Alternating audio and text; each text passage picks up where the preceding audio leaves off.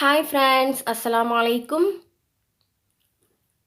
இன்னைக்கு மம்மா சமையலில் ஒரு சூப்பரான டேஸ்டியான ரொம்ப ஈஸியாக குவிக்காக செய்யக்கூடிய ஒரு சிக்கன் ரெசிபி தவா சிக்கன் ஃப்ரை எப்படி செய்கிறதுன்னு தான் பார்க்கலாம்.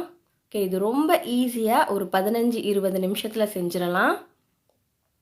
ஓகே, இந்த ரெசிபி நான் காயல் சமையல் பார்த்து தான் ட்ரை பண்ணுறேன். அதோட லிங்க்கும் டிஸ்கிரிப்ஷனில் கொடுக்குறேன், செக் பண்ணி பாருங்கள். ஓகே, ஃபஸ்ட்டு இது செய்கிறதுக்கு பேனில் தேங்காய் எண்ணெய் சேர்த்துக்கலாம். ஸோ தேங்காய் எண்ணெயில் செய்யும்போது அது ரொம்ப வாசனையாக சுவையாக இருக்கும்.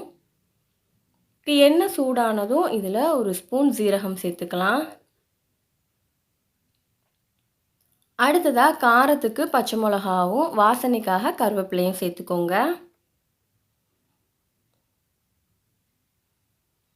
ஓகே, இப்போ இதோட ஒரு 2 வெங்காயத்தை ரொம்ப பொடி பொடியாக நறுக்கி வச்சுருக்கிறேன். ஓகே, அதையும் சேர்த்து வதக்கிக்கிடலாம்.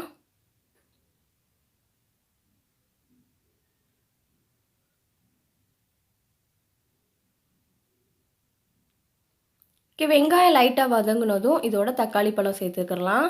ஓகே, அதையுமே நல்லா சாப் பண்ணி வச்சுருக்கிறேன்.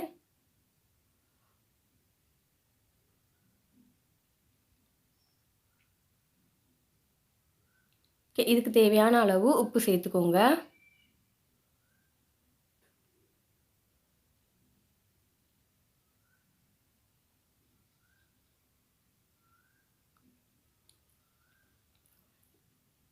ஓகே, ரொம்ப ஈஸியாக ரொம்ப குயிக்காக செஞ்சிடலாம். ஓகே, இப்போ இதோட இஞ்சி பூண்டு விழுது சேர்த்து இதோட பச்சை வாசனை போகிற அளவுக்கு இதை நல்லா வதக்கிக்கிடுவோம்.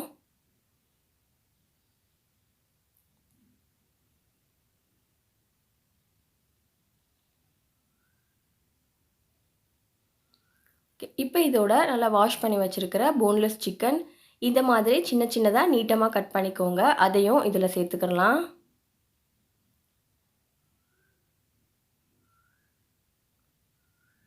ஸோ சேர்த்துட்டு இதை நல்லா இப்படி ஃப்ரை பண்ணிக்கோங்க.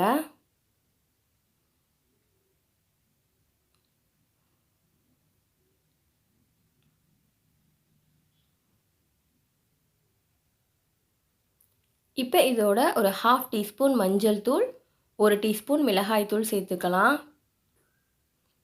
ஓகே, அவ்வளோதான். இதுக்கு வேறு எந்த மசாலா பொருட்களுமே நம்ம சேர்க்க போகிறதில்ல.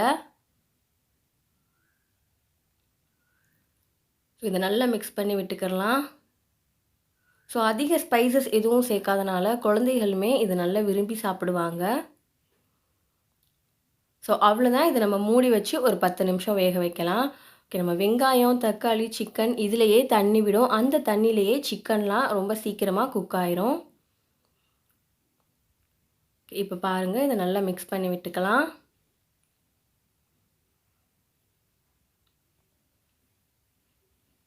ஸோ ஃபைனலாக இது மேலே கொஞ்சம் கொத்தமல்லி தலைகள் தூவிக்கலாம். ஓகே, நீங்கள் சப்பாத்தி, பரோட்டாக்கு யூஸ் பண்ணுறதா இருந்தால் இந்த மாதிரி இந்த ஸ்டேஜ்லேயே ஆஃப் பண்ணி யூஸ் பண்ணிக்கலாம். அல்லது பிரியாணி, புலாவ் இந்த மாதிரி யூஸ் பண்ணுறதா இருந்தால் இது இன்னும் கொஞ்சம் நேரம் ட்ரை ஆகிற வரைக்கும் ஃப்ரை பண்ணிக்கலாம். ஸோ அவ்வளோதான். ரொம்ப ஈஸியாக சீக்கிரமாக செஞ்சிடலாம். இந்த ரெசிபி கண்டிப்பாக நீங்களும் ட்ரை பண்ணி பாருங்கள். உங்களுக்கு இந்த வீடியோ பிடிச்சிருந்தா லைக் பண்ணுங்கள், ஷேர் பண்ணுங்கள் அண்ட் மறக்காமல் மம்மா சமையல் சேனலை சப்ஸ்கிரைப் பண்ணுங்கள். நாம் அடுத்து ஒரு ரெசிபியில் சந்திப்போம். தேங்க்யூ.